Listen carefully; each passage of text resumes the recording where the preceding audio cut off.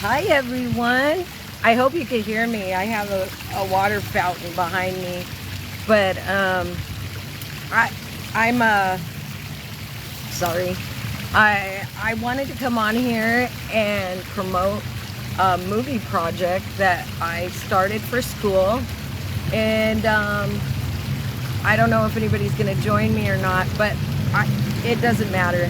I actually the title of the script is called Something to Believe In, and it's actually started out as a kids themed sort of thing, and it kind of got a little adultish at some point when I was writing it. I really wanted it to be a novel of a book series of a story that unfolds, or a comic book. I wanted to be like the next franchise or something, like Marvel or something. Anyways, I actually, the book, I couldn't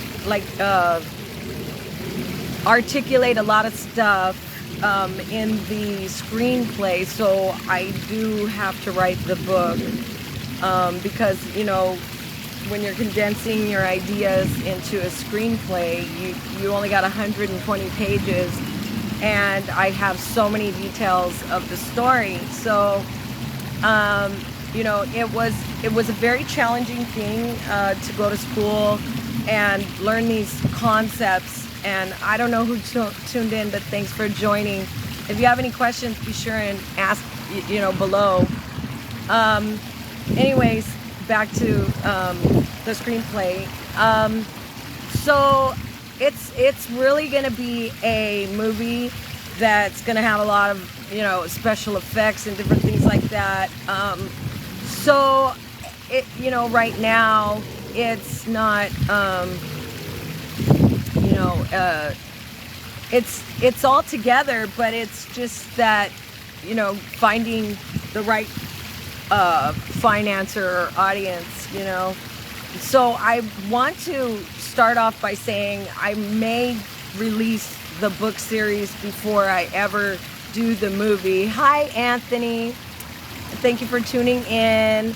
But because there's so many details, and I want people to be familiar with it before it hits the movies, and so I do want to have a comic book series as well, because I learned so much in school. I learned how to write comics, I learned how to write screenplays, and I learned how to write books, and I kind of got thrown into this whole movie idea because my teacher was like, you know what, this is what we're doing, and so I don't know, sometimes I guess we got to get thrown under the bus in order for us to perform our best or to put our best foot forward. I don't know, but for me,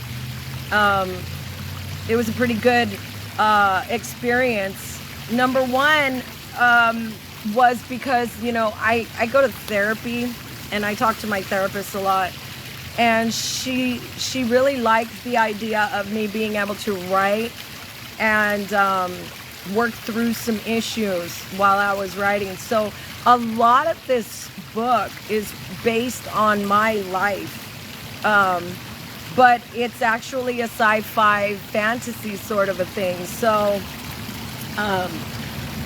it's really a lot of the events in there are based on my life, and I just kind of, you got to guess which are true and which aren't. But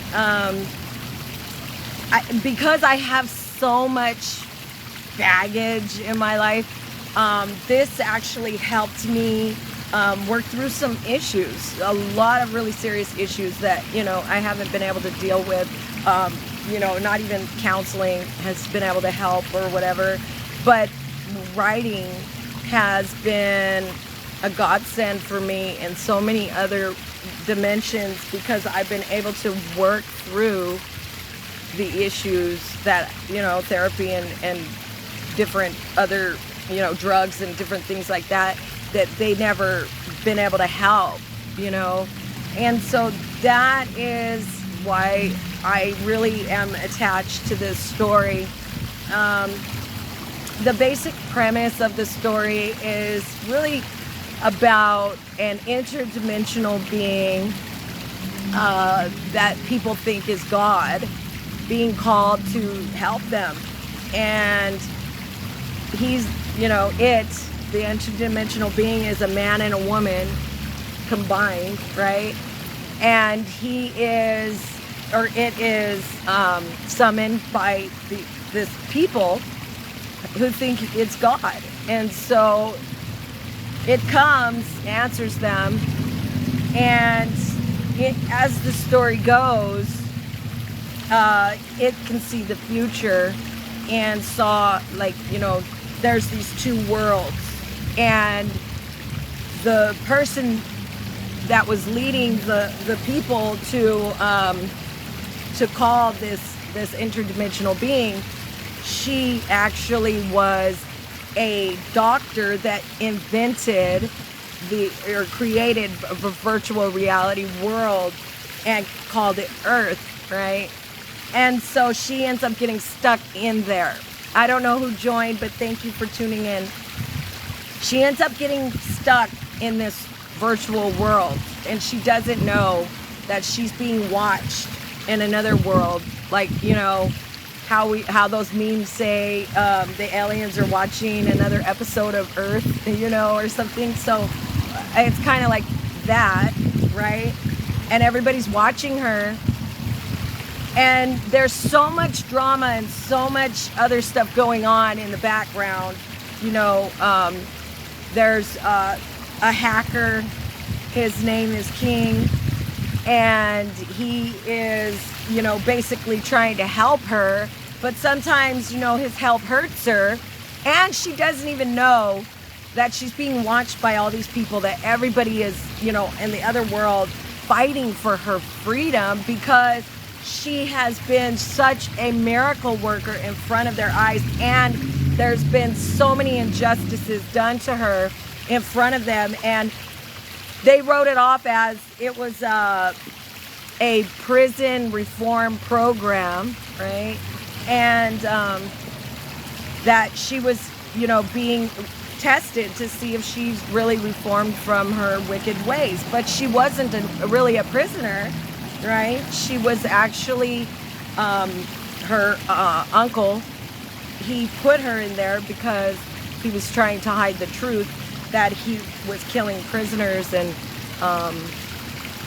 there's just so much drama that's behind all this, right? It's really hard to follow if you're not like reading all of the details, and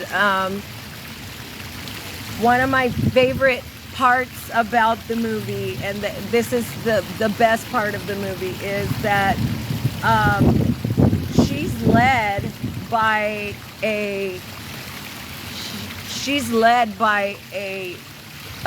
her people that, the people that the finished one has come and brought to help.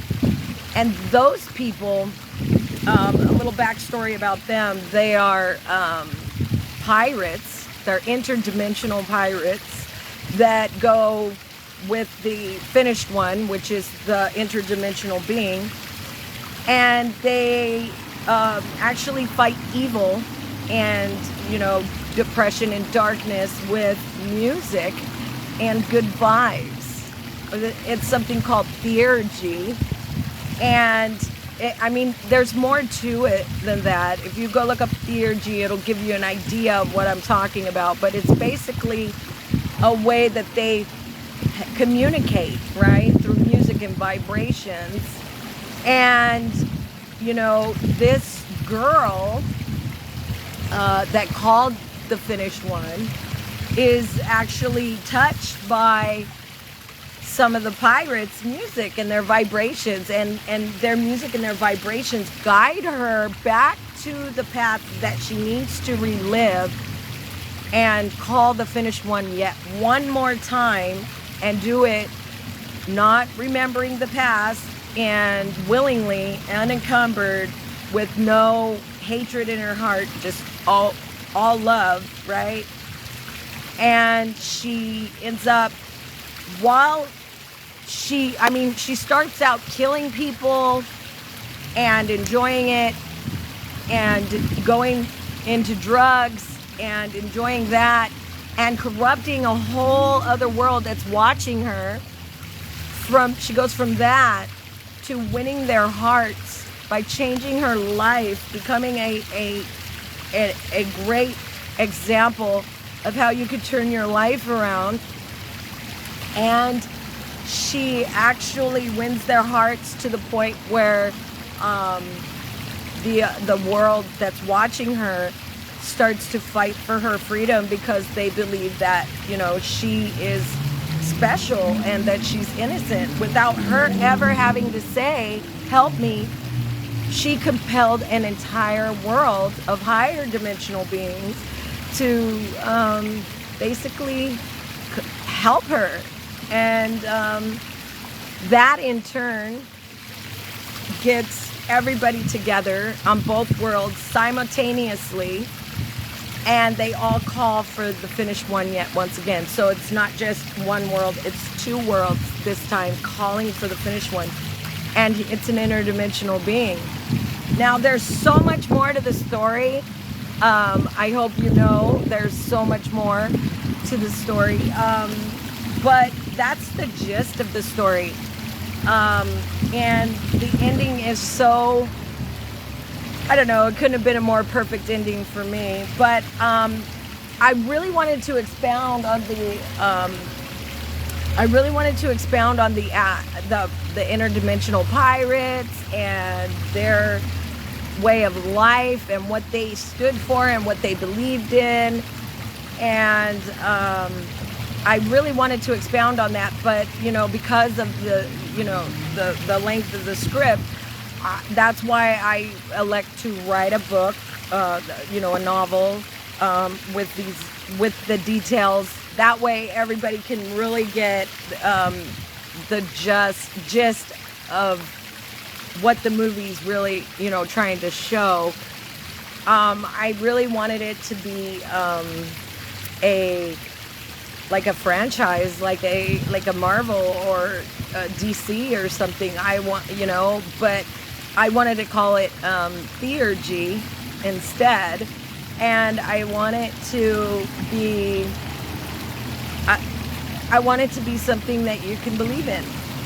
And the reason why I elected to write it in this way is really because we don't realize the power we have in our tongues and in our ability to write and in our ability to make music and vibrations. And I really think that people really underestimate themselves and the power that they have within themselves. And I want to give them something to believe in. I want them to know that we don't need guns, we don't need weapons. We could use our words, we can use our vibrations, we can use that in great force. And if we are joined together and one accord, and we know how to use this thing called Theurgy. Theurgy is basically a form of God getting involved in human affairs. And Theurgy, when you practice Theurgy, there's a signature that you can find, okay? Just like how you could feel devil music or whatever. Well, with Theurgy, there's also that signature. There's a signature there that is an undeniable signature. And Theurgy is an old practice. It's very, very old, and it is a real practice that people actually, did. And it's basically using your gift to compel God, or compel the people, the God in the people, okay? And that's really what that this whole movie or this whole book is going to be about, is the power that we have that is stronger than any weapon that could be launched against humanity. Like our words are powerful, our vibrations are powerful, and if we could actually really get that through our heads, I think that our lives would be so much more beautiful. I fell off the track for a little while, you know. I used to write day and night, day and night, day and night. And I don't know who just joined me, but thank you for tuning in. I used to write day and night, and I have no idea why, I mean, I was homeless and there was things going on. I guess, you know, the world gets a hold of you somehow and makes you feel like you're not good enough. I don't know, but and this class has been super hard and challenging, like you wouldn't believe. Like I went to med school, guys, and I never had so much drama in my life, you know, but it's taught me a lot about myself. It's taught me so much about, you know, the film industry that, you know, I wouldn't get into lightly or go unstudied into the film industry. There is just too much going on out there for you not to be educated. I highly recommend you, you know, if you want to get into the film industry, if you're just, you know, thinking about it, or you've got a screenplay or a script or something, you know, I highly suggest you get educated. There's just so much that you don't know, that I didn't know, and I'm in the music industry, so for God's sakes, you know, do get your education in that endeavor. I highly recommend that. I learned a lot about my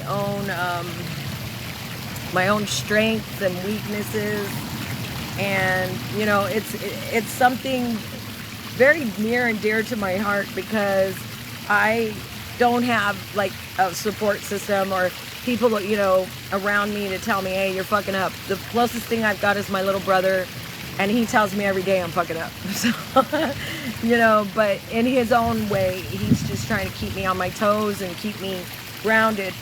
However, this class has shown me a lot of things that I need to work on for myself and my own, you know, growth and positivity. I really got into this because I wanted to publish my book that I recently published, and I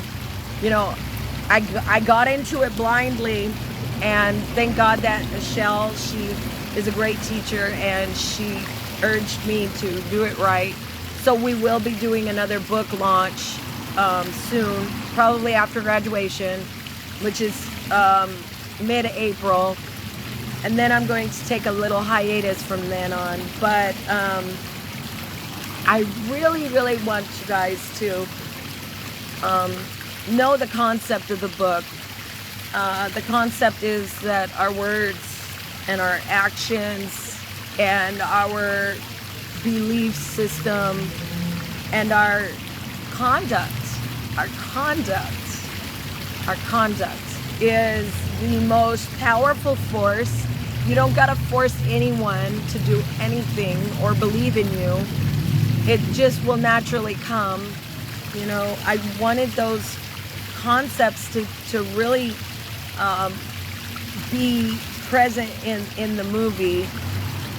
And mostly I wanted people to understand the power of music and how it can affect your life or lives of others, because we've got a lot of people out there putting out stuff, and they're not really thinking about what they're doing.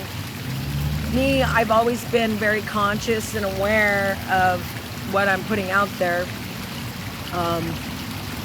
And I just want to encourage everybody, when the book does come out, to get it, because you know what, writing it was very powerful for me. I don't know who tuned in, but thanks for joining me.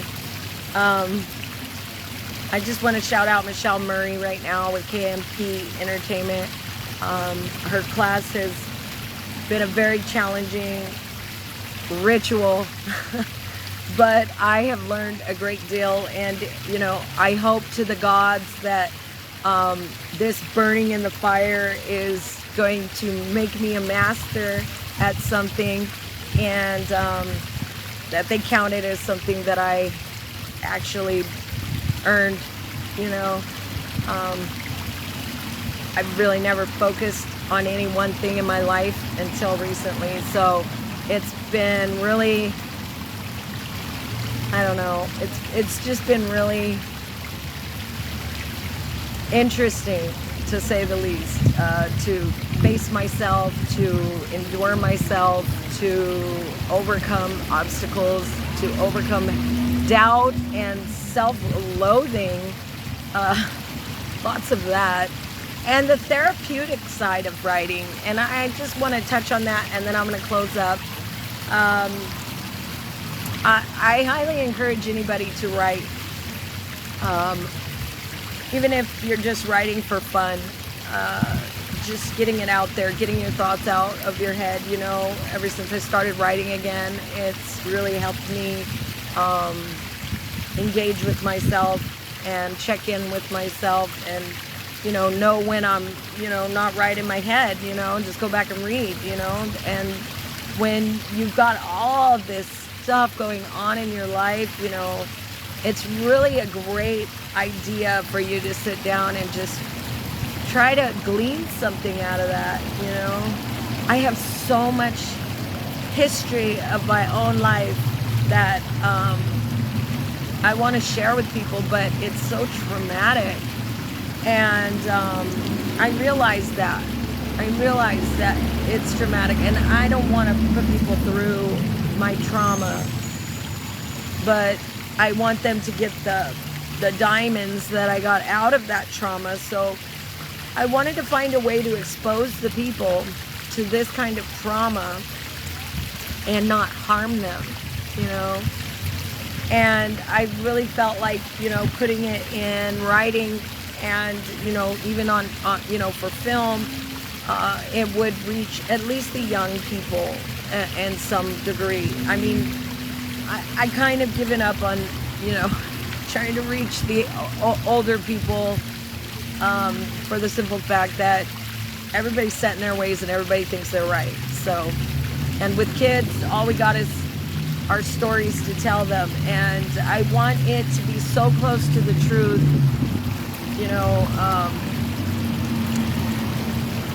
I want it to be so close to the truth that they can feel it, what's true and what's not, that they don't have to question. There are some characters like Yeshua's name comes up, but when you read it and it's in its context, there's something I've always known in my life, and that's when there's a bell of truth and it rings, it will ring for you. And you don't have to ask, is that true? It'll just feel right to you. And, a friend of mine, she was upset because I used the name Yahweh and I used the name Yeshua, and as people, the characters in this book. And I just want to touch on that for a moment. If it offends people, good. It's good to offend people, to me anyways. The reason why is because it brings up a question, and what is the question? Whatever the question is, what was my motive? My motive in writing it was pure, and it's not to take away from Jesus or God or anything. It is to explain how sometimes we can misinterpret things from the past. And really, that is my biggest thing that I want to impress on anyone who reads the book, sees the movie, or anything. That when you're experiencing this experience, and I call it an experience because I wrote it. I know it's like my candle, guys. I know what you're gonna what's going to happen before you guys even get it in your hands, because I know what I experienced as I was drawing it out of the deep, deep well of my soul to share with you all. And there's so much to it, you know. I want you to know there's so much to that story. I didn't even give you the half of it. There's a love story in there. There's, you know, not a lot of fight scenes, because these interdimensional pirates that I'm talking about, they don't believe in violence. They don't believe in fighting like a traditional, I'm gonna kill you kind of fighting. They believe that their music and their vibrations can overcome all evil, and has. It's zero and it's O and O, okay? Like, nobody has defeated it yet in this interdimensional group of pirates fighting for the way of life. And for them to be called and chosen to be a part of this. And it shows how art and music and writing all can shape the world, you know, and it shows how history led the finished one back to the truth, and how they all just knew their part, they played their part, you know. A lot of times, and you know, this is in life, you know, like in war or in a group setting, I guess you could say, in a team, okay. A lot of times, you know, as a team, we think, okay, you pretty much know this is what's going to happen, this is how it's going down, and this is what it'll be. But, you know, what happens when you get separated from your teammates? You know, what happens when you get separated from your teammates and things are unclear? How, you know, what is your North Star? What is your true north, right? And that's where this story really gets me going, is it teaches you how the music, the vibrations, the art, it was their true north. You know, that's their true north. And that's what's going to guide you back every time. It's going to keep pulling you back. It's going to keep pulling you back. I don't care what dimension you're in, as long as you hold true to, you know, using your artistic abilities and presenting the truth that you feel inside. It doesn't have to align with anybody else's truth. It's just your truth that you have come up with in your lifetime, right? And that these guys, these interdimensional pirates, they have been through the thick of it with the finished one, and they know how to get to the finished one. They know how to communicate without their commander, you know. And there's this really beautiful song. It's called Kingdom, and I like a certain part of it. It says, I keep on seeking, I keep on wishing, I keep on looking for what's missing, and then I see what's missing, you know. See what's missing and provide it, you know. You shouldn't have to be asked. It should just come to you. You know, if you see something missing, if you see this gap between this and this, you fill that gap, you know. And that's really what this story is about teamwork. It's about how to get things done, how to make everybody pull together and not force them without forcing them. So that's a really huge aspect of the story is as well. And in closing, I guess nobody had any questions, so I thank you for tuning in. Be on the lookout for my book, my novel, Something to Believe In, and the upcoming film. Thank you, and have a great rest of your day. Mwah.